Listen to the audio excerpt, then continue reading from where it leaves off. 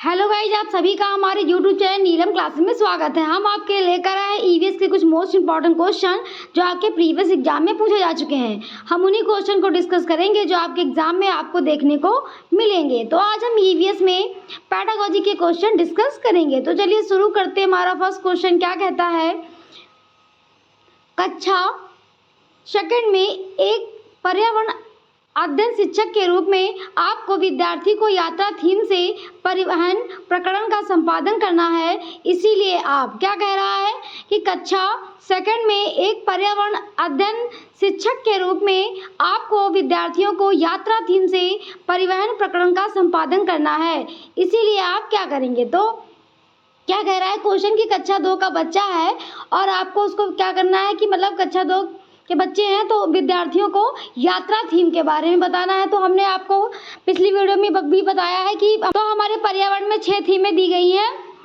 हमने आपको बताया है 6 थीम दी गई हैं और 4 उप थीम दी गई हैं। तो उन्हीं में जो थीम है वो देखेंगे, परिवार एवं मित्र, भोजन, यात्रा, आश्रय, पानी, चीज़ें हम कैसे बनाते हैं और आवास। तो उसी में एक थीम हमारी क्या दी गई है, यात्रा। क्या दी गई है, यात्रा। तो विद्यार्थियों को, आप कक्षा 2 के बच्चे हैं तो आपको परिवहन प्रकरण का संपादन कैसे करेंगे आपको बताना है। तो ऑप्शन ए कहता है कि विद्यार्थियों को इनके संदर्भ में पढ़ने और नोट्स बनाने के लिए कहना। ऑप्शन बी कहता है परिवहन के महत्व पर उन्हें एक कंप्यूटर प्रस्तुतिकरण दिखाएं। तो हाँ, ये तो हमारा सही हो सकता है कि बच्चा क्या करेगा, चीज़ों को देख कर सीखेगा। ऑप्शन सी क्या कहता है, सूचना संप्रेषणों साधनों का उपयोग करेंगे और उनके अनुभवों से निष्कर्ष निकालेंगे। तो यह ऑप्शन सी ही हमारा करेक्ट हो जाएगा, क्योंकि जहाँ पे क्या होगा, बच्चा अपने अनुभव शामिल करे, बच्चा करके सीखे, बच्चा एक्टिव हो। यहाँ क्या दिया हो, उनके अनुभव। तो जहाँ बच्चे के अनुभव हो वो आंसर हमारा सीटेड में करेक्ट होता है। ऑप्शन डी भी देख लेते हैं, परिवहन के उपयोगों का अर्थ निकालने के लिए समाचार पत्रों के लिए पढ़ेंगे। तो ये भी नहीं होगा और ऑप्शन ए और बी भी हमारे इनकरेक्ट हो जाए। आगे देखते हैं अपना अगला क्वेश्चन। जॉन अपने हाथों की सहायता से जंतुओं की परछाई बना रहा है और वह विद्यार्थियों से यह अंदाजा लगाने को कहता है कि परछाई में कौन सा जानवर बन रहा है। इन गतिविधियों में निम्नलिखित में से कौन सी प्रक्रियाएं शामिल हैं। क्या कह रहा है क्वेश्चन हमारा कि जॉन जो है वो अपने हाथों की सहायता से जंतुओं की परछाई बना रहा है और वह विद्यार्थियों से यह अंदाजा लगाने को कहता है कि परछाई में कौन सा जानवर बन रहा है। इन गतिविधियों में निम्नलिखित में से कौन सी प्रक्रियाएं शामिल हैं। यानी कि क्या कह रहा है कि मतलब बच्चे को अपने जो हाथ है, उंगलियां हैं, उनके द्वारा आप जंतुओं यानी कि जानवरों की परछाई बना रहे हैं। तो वहीं पे कह रहा है कि इनमें, और फिर बच्चे से कह रहे हैं कि देखो कौन सी है, अंदाजा लगाने को कह रहे हैं बच्चों से। तो इन गतिविधियों में कौन कौन सी प्रक्रियाएं शामिल हैं। ऑप्शन ए कहता है अनुमान लगाना। तो हाँ, बच्चा अनुमान, आप दिखा रहे हो उंगलियां बनाकर, तो बच्चा क्या करेगा, अनुमान लगाएगा। तो ये तो हमारा करेक्ट है। ऑप्शन बी कहता है कि अवलोकन। तो हाँ, बच्चा ऑब्जर्वेशन करेगा कि शायद ये बना रहे हैं, शायद वो बना रहे हैं। तो ये भी हमारा करेक्ट है। ऑप्शन सी कहता है निष्कर्ष। तो निष्कर्ष भी हमारा करेक्ट है, क्योंकि कुछ बच्चे क्या, कुत्ता बना रहा है, गधा बना रहा है, ये बना रहा है, और हम फिर उस बाद में निष्कर्ष निकालने की, जब वो नहीं बता पाएगा तो हम निष्कर्ष निकाल के उसको बताएंगे कि मैंने मतलब गधा बताया था। तो ये भी हमारा करेक्ट है, ये भी मतलब गतिविधि शामिल है। ऑप्शन डी कहता है वर्णन। तो वर्णन ही, डिस्क्रिप्शन की कोई बात नहीं हो रही, तो ऑप्शन डी जो है वो हमारा इनकरेक्ट हो जाएगा। ऑप्शन ए, ऑप्शन बी और ऑप्शन सी हमारा करेक्ट हो जाएगा। अब हम ऑप्शन में देखेंगे तो ऑप्शन ए कहता है ए, बी और डी। ऑप्शन बी कहता है ए, बी और सी। तो हमारे ए, बी, सी और तीनों सही थे। ऑप्शन बी जो है वो हमारा क्या हो जाएगा, करेक्ट हो जाएगा। आगे देखते हैं अपना अगला क्वेश्चन। निम्नलिखित में से कौन से कथन पर्यावरण अध्ययन के उद्देश्य हैं। क्या कह रहा है कि निम्नलिखित में से कौन से कथन पर्यावरण अध्ययन के उद्देश्य हैं। ऑप्शन ए कहता है पर्यावरण के बारे में प्रत्यक्ष जानकारी, परिभाषा व विवरण देना। तो हमने आपको कई बार बताया है कि परिभाषा, विवरण ये हमारा इनकरेक्ट होता है। ऑप्शन बी कहता है कि मौजूदा पर्यावरण मुद्दों के प्रति संवेदनशीलता विकसित करना। तो हाँ, ये तो हमारा करेक्ट हो जाएगा कि बच्चे को क्या करना, बच्चे में संवेदनशीलता यानी कि सेंसिटिव विकसित करना, बच्चे को क्या करना, सेंसिटिव बनाना। तो ये हमारा करेक्ट है। ऑप्शन सी कहता है परिवेश में अंतःक्रिया करके स्वयं ज्ञानार्जन करने की स्थितियां बनाना, तो हाँ, जहाँ बच्चा अंतःक्रिया परिवेश में अंतःक्रिया करके सीखे, ये भी हमारा करेक्ट है। ऑप्शन डी कहता है पर्यावरणीय समस्याओं को दूर करने की कुशलता विकसित करना, तो ये भी हमारा सही है। जहाँ बच्चा क्या करे, समस्याओं को दूर करके सीखे, तो ये भी हमारा करेक्ट हो जाएगा। तो ऑप्शन बी, सी, डी और हमारे तीनों करेक्ट हो जाएंगे और ऑप्शन ए जो है वो हमारा इनकरेक्ट हो जाएगा। अब हम ऑप्शन में देखेंगे, तो ऑप्शन ए, बी, सी, ए जिसमें होगा वो हमारा इनकरेक्ट हो जाएगा। ये इसमें भी है और इसमें भी है। ऑप्शन बी, सी, डी हमारे तीनों करेक्ट थे ना, तो इसमें तो बी, सी ही है और ऑप्शन सी जो है वो हमारा करेक्ट हो जाएगा। बी, सी और डी हमारे तीनों करेक्ट थे। आगे देखते हैं अपना अगला क्वेश्चन। राष्ट्रीय पाठ्यचर्या की रूपरेखा एनसीएफ 2005 इस बात पर जोर देती है कि पर्यावरण अध्ययन की शिक्षा होनी चाहिए। क्या कह रहा है कि राष्ट्रीय पाठ्यचर्या की रूपरेखा एनसीएफ 2005 इस बात पर जोर देती है कि पर्यावरण अध्ययन की शिक्षा होनी चाहिए। ऑप्शन ए कहता है कि हमारे आसपास के वातावरण, प्राकृतिक चीज़ों और लोगों के साथ बातचीत, क्रियाओं और भाषा दोनों के माध्यम से, तो ये तो हमारा करेक्ट हो जाएगा। ऑप्शन बी कहता है केवल एनसीईआरटी और राज्य बोर्डों द्वारा तैयार की गई पर्यावरण अध्ययन की पाठ्य पुस्तक, तो ये हमारा इनकरेक्ट हो जाएगा। हमारा ईवीएस क्या कहता है, एनसीएफ कहता है कि बच्चे के चारों ओर पर्यावरण के, जहाँ पे बच्चा एक्टिव हो और अपने चारों ओर के वातावरण के द्वारा वह बातचीत करके सीखे। ऑप्शन सी क्या कहता है कि पर्यावरण से संबंधित गतिविधियों में शामिल शिक्षक और शिक्षार्थी। ऑप्शन डी कहते हैं भी हमारा इनकरेक्ट हो जाएगा। ऑप्शन डी कहता है विद्यार्थियों के लिए शिक्षकों द्वारा चयनित उपयुक्त गतिविधियां, तो ऐसा कुछ नहीं है जहां बच्चा एक्टिव हो, बच्चा करके सीखे। एनसीएफ 2005 कहता है कि बच्चों को उनके वास्तविक जीवन से जोड़कर सिखाना चाहिए, तो ऑप्शन ए जो है वो हमारा क्या हो जाएगा, करेक्ट हो जाएगा। आगे देखते हैं अपना अगला क्वेश्चन। एक ईवीएस शिक्षक एक विशिष्ट कार्य पर विद्यार्थियों का आकलन करने के लिए उपयोग की जाने वाले मानदंडों के समूह का उपयोग करता है। क्या कह रहा है क्वेश्चन हमारा, एक ईवीएस शिक्षक एक विशिष्ट कार्य पर विद्यार्थियों का आकलन करने के लिए उपयोग किए जाने वाले मानदंडों के व्यापक समूह का उपयोग करता है। तो ऑप्शन ए कहता है कि पोर्टफोलियो, तो पोर्टफोलियो हमने आपको बताया था जिसमें बच्चे से संबंधित सभी रिकॉर्ड रखे जाते हैं, वो क्या होता है हमारा पोर्टफोलियो, लेकिन यहाँ तो कहता है मानदंडों के व्यापक समूह का उपयोग। ऑप्शन बी कहता है उपाख्यात्मक रिकॉर्ड द्वारा, तो उपाख्यात्मक रिकॉर्ड में क्या होता है कि बच्चों की कमियां, बच्चे के इंटरेस्ट और बच्चा कैसा प्रदर्शन कर रहा है उसका रिकॉर्ड रखना। ऑप्शन सी क्या कहता है रूब्रिक, तो रूब्रिक में क्या होता है कि स्कोरिंग मार्गदर्शिका होती है। क्या होता है रूब्रिक में, स्कोरिंग मार्गदर्शिका, जैसे कि बच्चा क्या होता है कि बच्चा अगर कोई गेम खेल रहा है तो कौन सा बच्चा कौन सा गेम खेल रहा है, किसमें अच्छा है किसमें नहीं अच्छा है। और ऑप्शन डी क्या कहता है संचयी रिकॉर्ड द्वारा, तो संचयी रिकॉर्ड क्या होता है, संचयी रिकॉर्ड होता है क्लास से संबंधित। संचयी रिकॉर्ड क्या होता है, क्लास से संबंधित, कितना स्कोर किया है उसकी सारणी तैयार करना, यही होती है हमारी स्कोरिंग मार्गदर्शिका।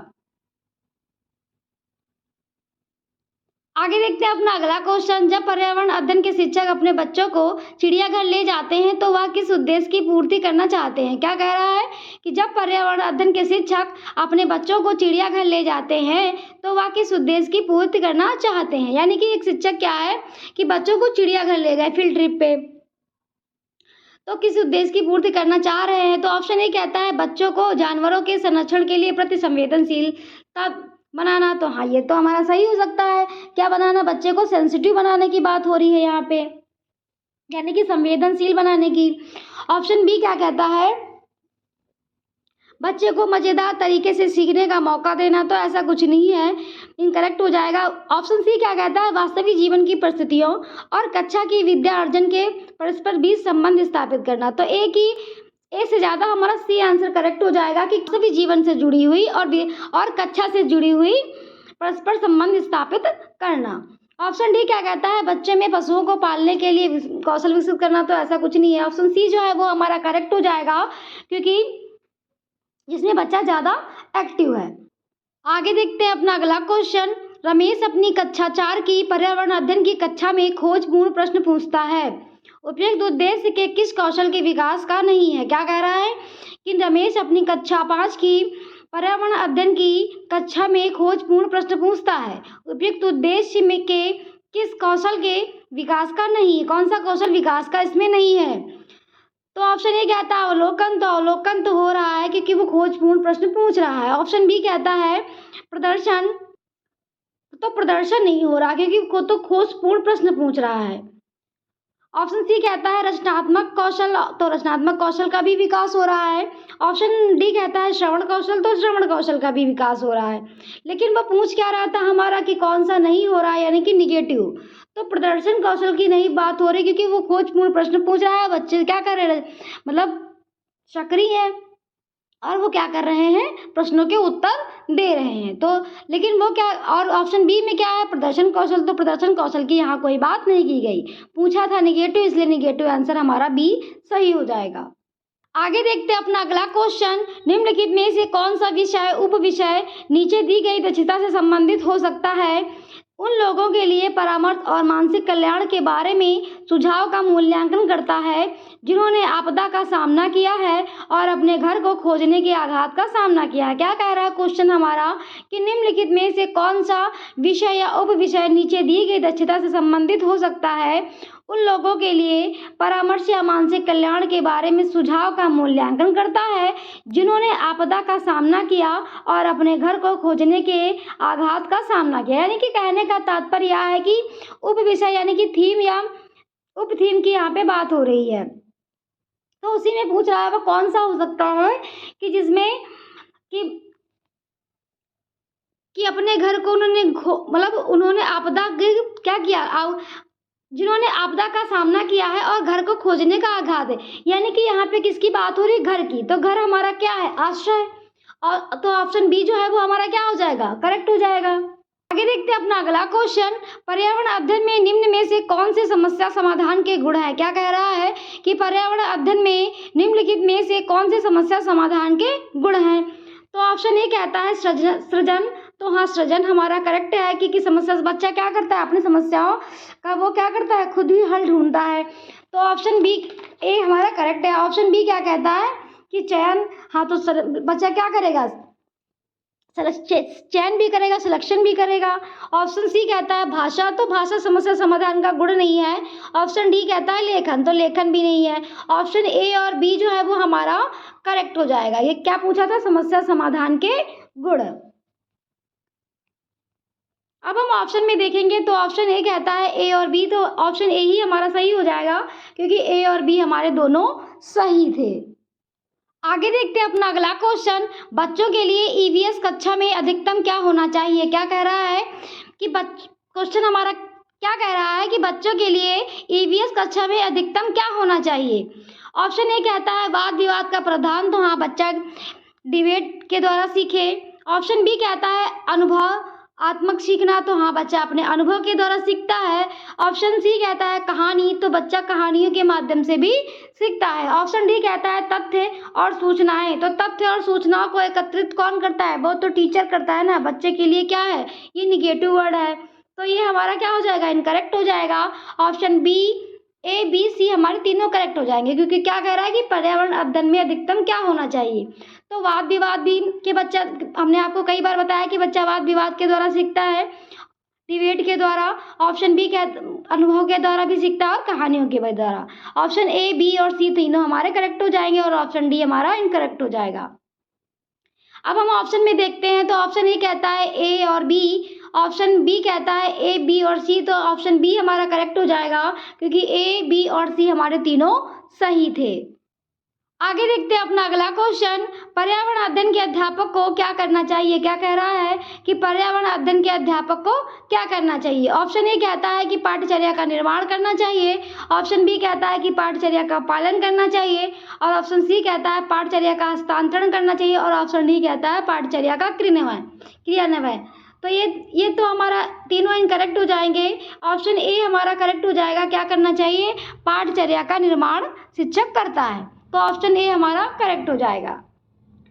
आगे देखते हैं अपना अगला क्वेश्चन, एक पर्यावरण अध्यापक अपने विद्यार्थियों को बना सकता है सर्वश्रेष्ठ संभावनाएं चुनिए।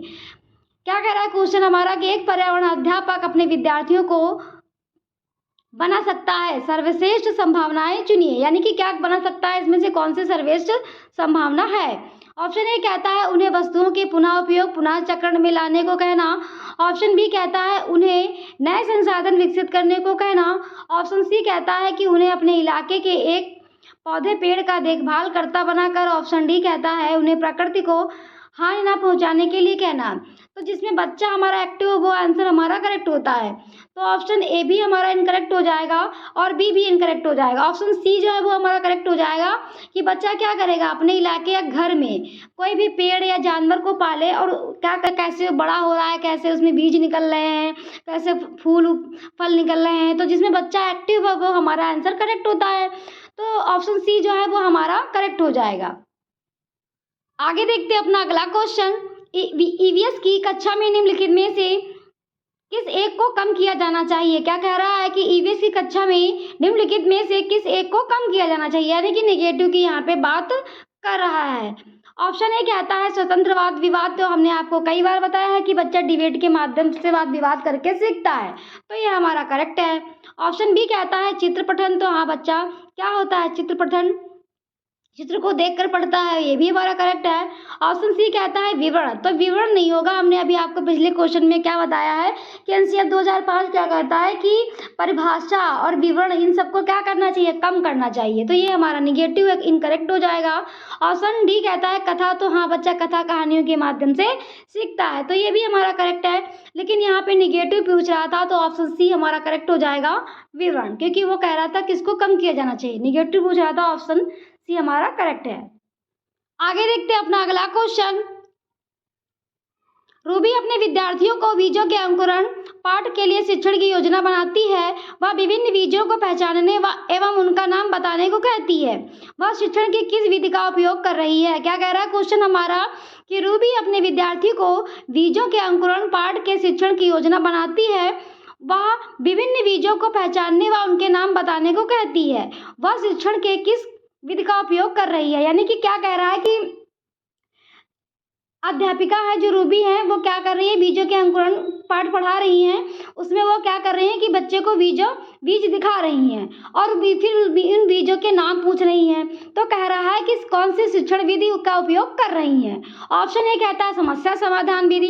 तो समस्या समाधान की यहाँ पे कोई बात नहीं हो रही, कोई समस्या हल की नहीं जा रही। ऑप्शन बी कहता है सहयोगात्मक अधिगम। तो सहयोग भी बच्चा ग्रुप में भी नहीं सीख रहा है। ऑप्शन सी कहता है व्याख्या विधि। तो क्या भी नहीं कर रही। ऑप्शन डी कहता है प्रदर्शन विधि भी। तो प्रदर्शन विधि बच्चों के लिए तो नेगेटिव होता है, लेकिन यहाँ पे तो टीचर प्रयोग कर रही है ना कि वो प्रदर्शन कर रही है, दिखा रही है। तो ऑप्शन डी ही हमारा करेक्ट हो जाएगा। वो क्या कर रही है, टीचर जो है वो प्रदर्शन कर रही है, बच्चा प्रदर्शन नहीं कर रहा, क्योंकि बच्चों के लिए प्रदर्शन विधि निगेटिव होती है। लेकिन यहाँ पे कह रहा था कि वो टीचर क्या कर रही है, बच्चों को दिखा रही है और फिर क्या कर रही है, उसके नाम पूछ रही है। तो ऑप्शन डी ही हमारा करेक्ट हो जाएगा। आगे देखते हैं अपना अगला क्वेश्चन। निम्नलिखित में से कौन सी रणनीति भोजन थीम को पढ़ाते समय पूछताछ को बढ़ावा देती है। यहाँ पे भोजन थीम की बात हो रही है, तो उसी में कह रहा है कि कौन सा आंसर हमारा करेक्ट होगा, जिसमें बच्चा खोजपूर्ण के माध्यम से सीख रहा है। ऑप्शन ए कहता है कि बच्चों से विभिन्न खाद्य सामग्रियों के चित्र एकत्र करने के लिए कहना। तो यहाँ पे ऑप्शन बी कहता है सैंडविच, शिकंजी, लेमन वाटर वगैरह को बिना आग के पकाने का प्रदर्शन। ऑप्शन सी कहता है घरों से उनके परिवार के सदस्यों की खाने की पसंद का पता लगाने को कहना। ऑप्शन डी कहता है भारत के विभिन्न क्षेत्रों में उपयोग किए जाने वाले विभिन्न प्रचलित खाद्य पदार्थों के चित्र दिखाना। तो ऐसा कुछ भी नहीं है। ऑप्शन ए भी हमारा इनकरेक्ट हो जाएगा और बी भी करेक्ट है। ऑप्शन सी करेक्ट हो जाएगा, क्योंकि जहाँ बच्चा क्या कर रहा है, खोजबीन करके सीखता है, वह अपने घर जाएगा और जहाँ भी बच्चा एक्टिव हो, खोज करके सीखे, वो आंसर हमारा सीटेट में करेक्ट होता है। तो ऑप्शन सी हमारा करेक्ट हो जाएगा। छात्रों से उनके परिवार के सदस्यों की खाने की पसंद नापसंद के बारे में पता लगाने क्यों कहना। बच्चा घर जाएगा और अपने घर वालों से खोजबीन के द्वारा सीखेगा ना, खोज करेगा और सबसे पूछेगा कि आप मतलब पसंद नापसंद सबके पसंद के बारे में जानेगा। तो ऑप्शन सी जो है वो हमारा करेक्ट हो जाएगा। तो ये थे हमारे ईवीएस के कुछ मोस्ट इंपॉर्टेंट क्वेश्चन जो आपके प्रीवियस एग्जाम में पूछे जाते हैं। आज हमने ईवीएस में पेडागोजी के क्वेश्चन डिस्कस किए। अगर आपको हमारे चैनल पसंद आया हो तो प्लीज लाइक सब्सक्राइब करना मत भूलिएगा। Thank you.